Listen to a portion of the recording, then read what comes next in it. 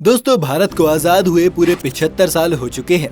हर साल 15 अगस्त के दिन देश अपना स्वतंत्रता दिवस मनाता है। 15 अगस्त 1947 को हमें ब्रिटिश शासन के 200 सालों के राज से आजादी मिली थी। तब से हर साल 15 अगस्त के दिन देश आजादी के इस पावन पर्व को सेलिब्रेट करता है। लेकिन क्या आपने कभी ये सोचा है कि आखिर 15 तारीख ही आजादी के लिए क्यों चुनी गई थी?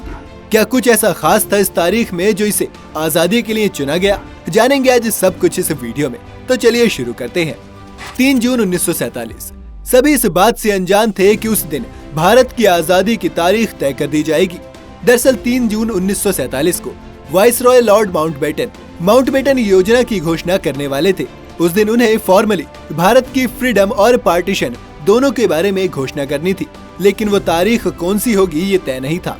उनके इस ऐलान से ठीक एक रात पहले यानी कि 2 जून 1947 को उन्होंने कांग्रेस और मुस्लिम लीग के नेताओं के साथ बैठक की। 2 जून 1947 को 7 भारतीय नेता वाइसरॉय लॉर्ड माउंटबेटन के कमरे में समझौते के कागज को पढ़ने सुनने के लिए गए थे।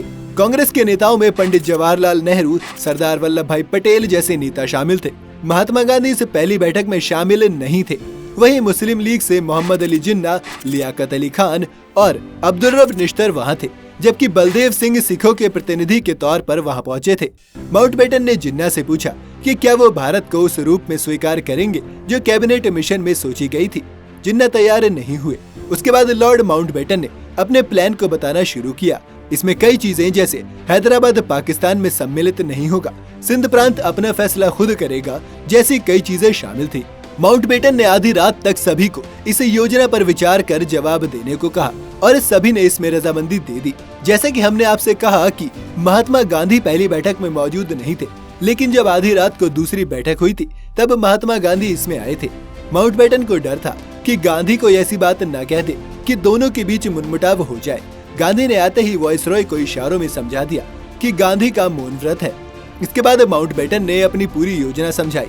गांधी ने एक कागज लिया और उसके पीछे कुछ लिखना शुरू किया।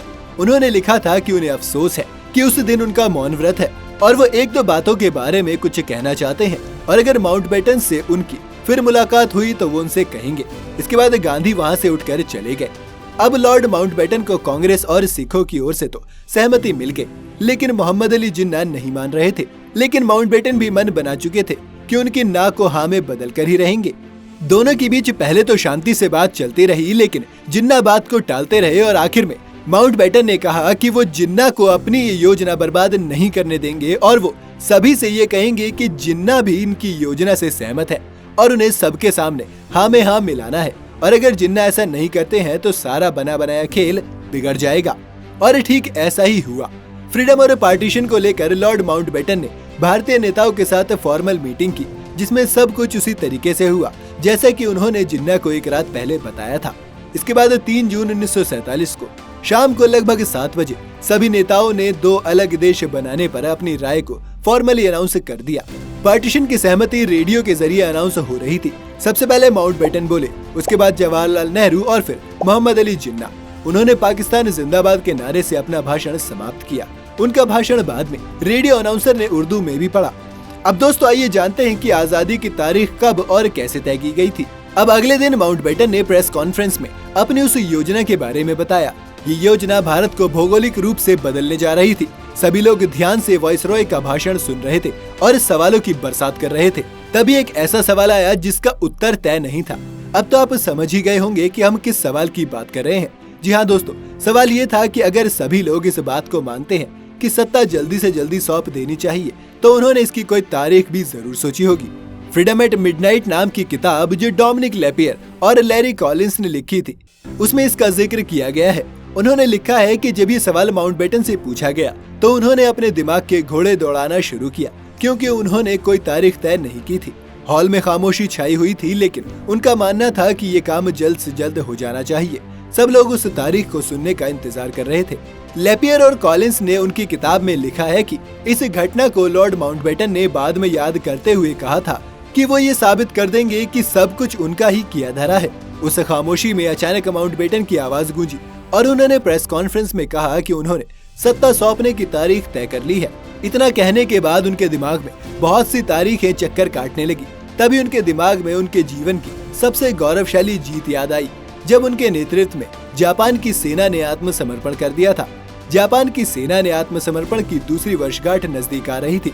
माउंटबेटन की आवाज अचानक से रुक गई और उन्होंने ऐलान कर दिया कि भारतीय हाथों में सत्ता 15 अगस्त 1947 को सौंप दी जाएगी।